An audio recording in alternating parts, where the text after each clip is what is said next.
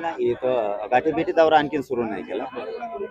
यावेळेस समाजाच्या मराठा सेवकांच्याच खांद्यावरती जबाबदारी आहे. तब्येतीच्या कारणानं मला जास्ती वेदना असल्यामुळे फिरणं नाही होत आता त्या विषयात नाही, परंतु मी या परभणीच्या प्रकरणात यांची भेट घेण्यासाठी आलो होतो.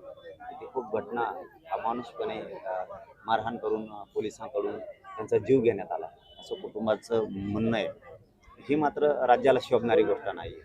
जर कुटुंब सांगतंय की मारहाणीनं मृत्यू झालाय, तशा पद्धतीचे रिपोर्ट पण आहे आणि मग तसं जर असताना जर पोलिसांना मुख्यमंत्री पाठीशी घालत असतील तर ही चांगली बाब नाही.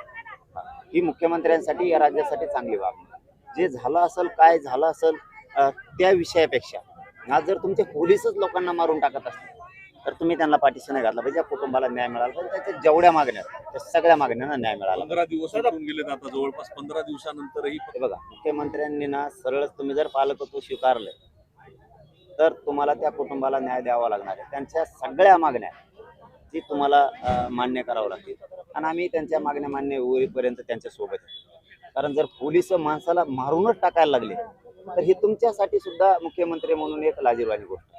आता तुम्ही कोणाला पाठीशी घालावं कोणाला नाही घालावं हे तरी तुम्हाला कळायला पाहिजे, कारण पालक तुम्ही आहे.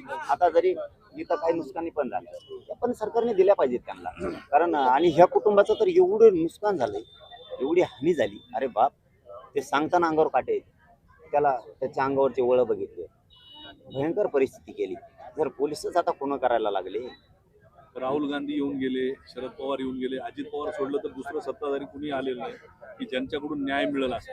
एसटी लागली नसेल, वाहन नसेल लागलं त्यांना. गरीब माणसं आहेत ती, येताना यायचं गरीबाच्या घरी यायला त्यांना वेळ लागतो. कारण इथं परभणीपर्यंत एसट्या बंद आहेत ना. 7-10 वर्ष झाले एसट्या लागत नाहीत मंत्र्याला इकडे यायला, कारण गरीबाची गरज नाही. गरीबाची फक्त मतदानापुरती गरज आहे मधल्या काळात नाही. पण यापेक्षाही मी आज जाहीरपणानं मुख्यमंत्र्याला विनंतीपूर्वक सांगतो की ह्या कुटुंबावरती खूप आघात झाला आणि पोलिसांनी इतकी मारहाण केली की त्याचा जीव त्याच्यात गेला. आणि जर पोलिस जीव घेणार असली तर पोलिसांना तुम्ही सोडला नाही पाहिजे, सगळेचे सगळे मध्ये टाकले पाहिजे. याचा छडा लावला पाहिजे. त्यांच्या सगळ्या मागण्या यांनी मुख्यमंत्र्यांनी मान्य केल्या पाहिजे. तुम्हाला तपासात जर तुम्हाला वाटतंय त्याचा अटॅकनं मृत्यू झाला तर हे शक्य नाही, कारण ते सांगतात की रिपोर्ट आहे मारहाणी झाला. हे अवघड आहे. मुख्यमंत्र्यांसाठी मुख्यमंत्र्यांचे शब्द त्यांच्यासाठी घातक आहे. बीडचं हे प्रकरण आपण बघितलं.